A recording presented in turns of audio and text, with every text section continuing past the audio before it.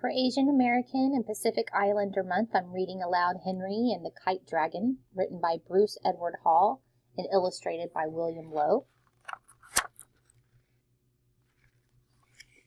The story is based on true events. When my father was a little boy in Chinatown in the 1920s, there was an old man named Mr. Chen who lived in his building. He made wonderful kites and let a few lucky kids help fly them.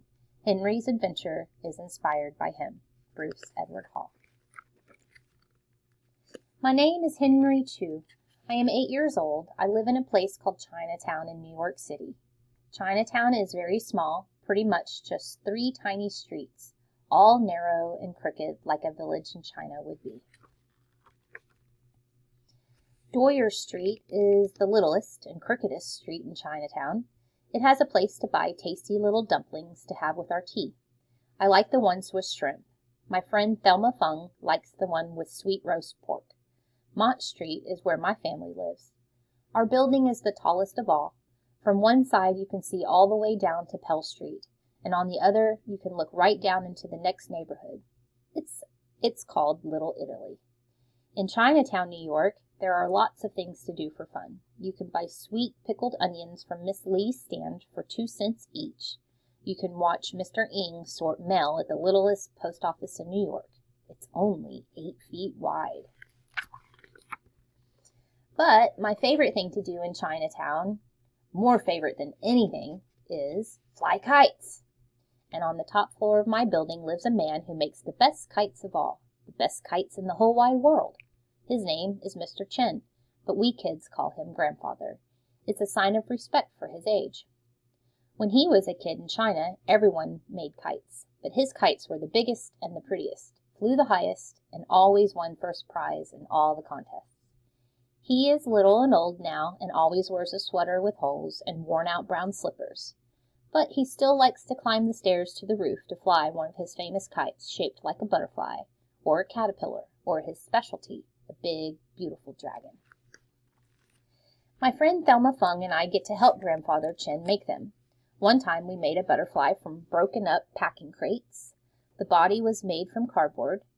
We used the big pot of rice paste that Grandfather Chen boiled on the stove to stick on sheets of newspaper to make wings.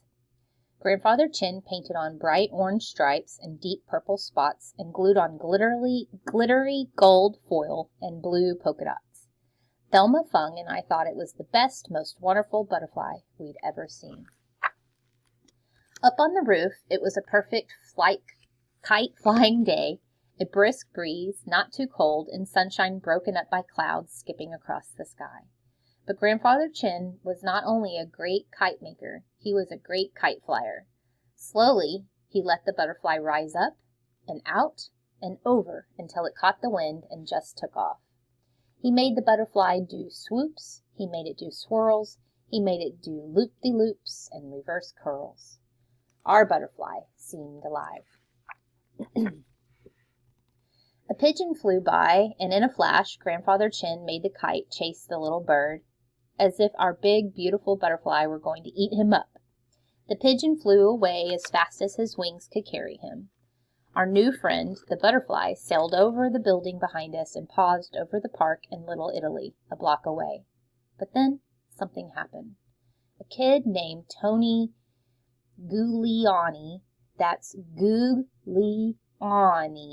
saw our kite. Whiz! A rock flew past our beautiful butterfly. Whoosh! Zing! 2 more went by, one of them just nicking the wing. Then, smash! Crash! Rip! A whole hail of rocks and pebbles tore through the butterfly's wings. Trembling as if in pain, the wonderful butterfly sank slowly to the ground, right into the park. Tony and his friends tore the kite to bits. They ripped it and stomped on it and shook their fists. Tony always made trouble for us Chinese kids, and that's why we never went into the park when he and his friends were there. Grandfather Chen just watched, never uttering a word. Finally, he turned to Thelma Fung and me and said, "Well, we'll just have to go and make another one." The next day, we 3 made a caterpillar kite. It was long and sleek painted bright yellow with red spots and had a face that made it look like it was surprised to be flying in the clouds at the end of a string.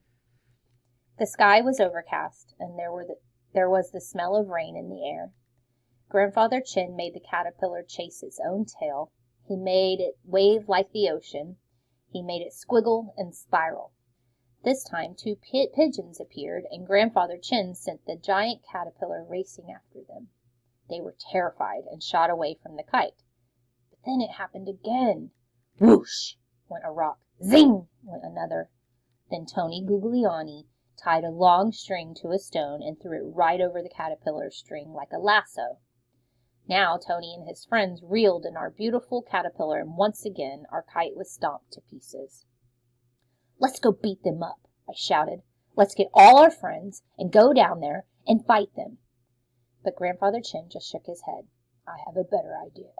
But yes, get all of your friends." Oh, good, I thought. Tony and his friends will leave us alone once and for all. Soon, all our Chinatown buddies were climbing the stairs to Grandfather Chin's apartment.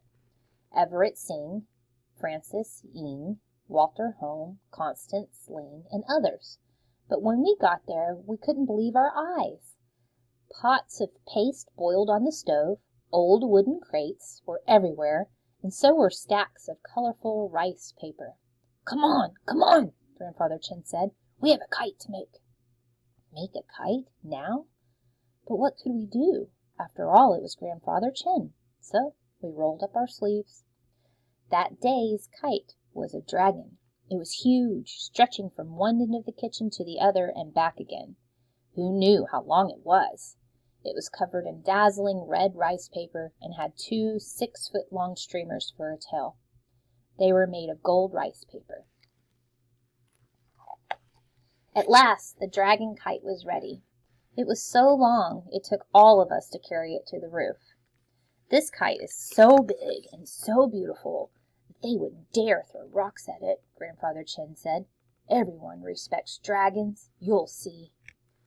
There was another pigeon flying around, just one lonely bird all by himself. We wanted the kite to chase it, but before we could even get the dragon in the air, Tony and his friends started throwing rocks again. That's when I got really mad. "Come on," I shouted, and led my friends down 8 flights of stairs and out onto the street, leaving Grandfather Chin and the giant dragon kite on the roof alone. "Wait," Grandfather Chin called after us. "Where are you going?" But we kids just kept on walking, right down Mott Street, making a right turn at the Catholic church and marching 1 short block into the park where Tony and his friends were waiting.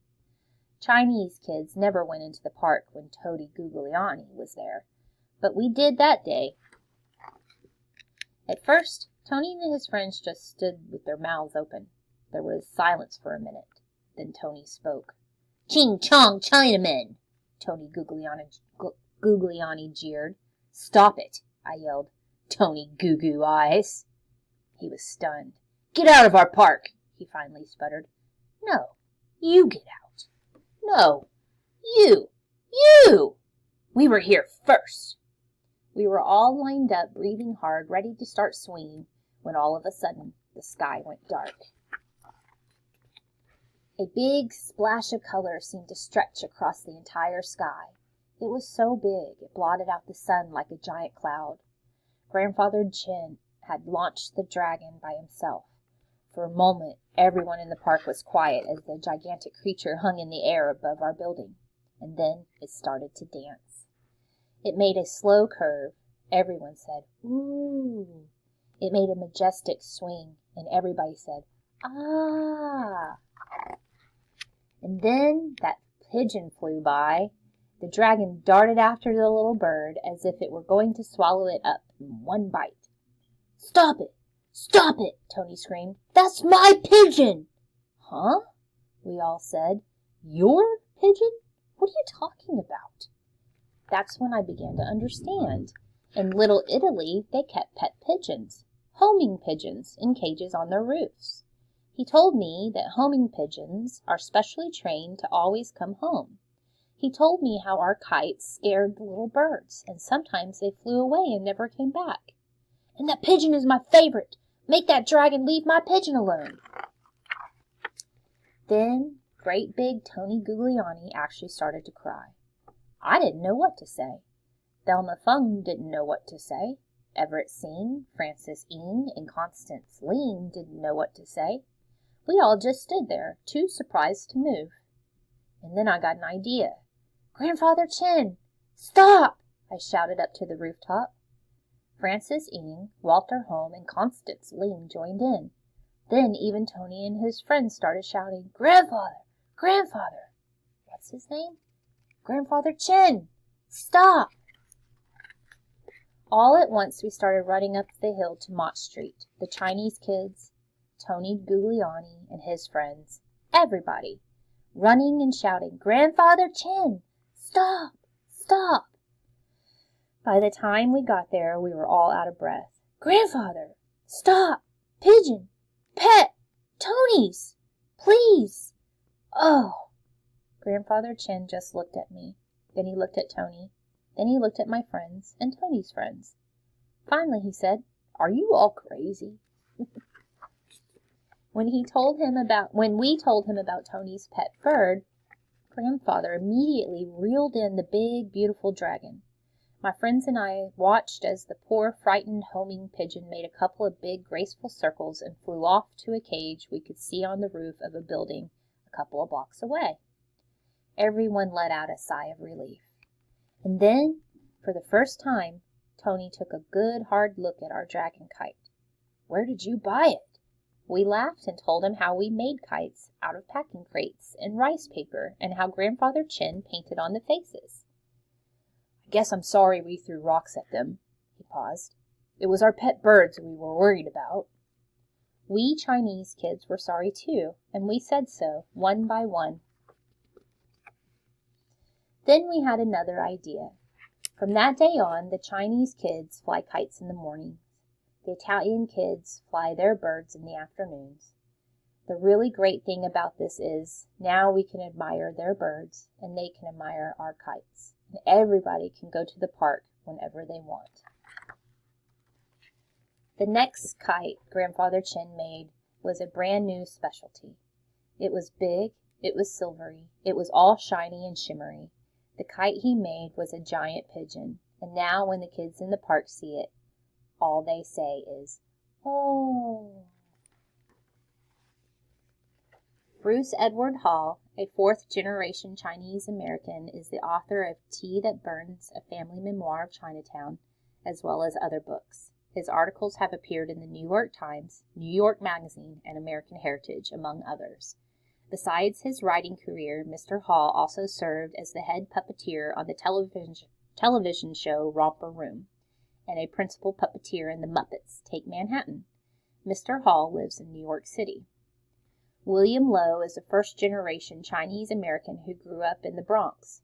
A graduate of Parsons School of Design, Mr. Lowe has studied in Paris and teaches at the School of Visual Arts in New York City. His beautiful work has been exhibited at galleries and museums, including the Society of Illustrators, the Museum of the City of New York, and the American Museum of Folk Art. Mr. Lowe lives in Huntington, New York, with his wife and 2 children, Jennifer and Timothy.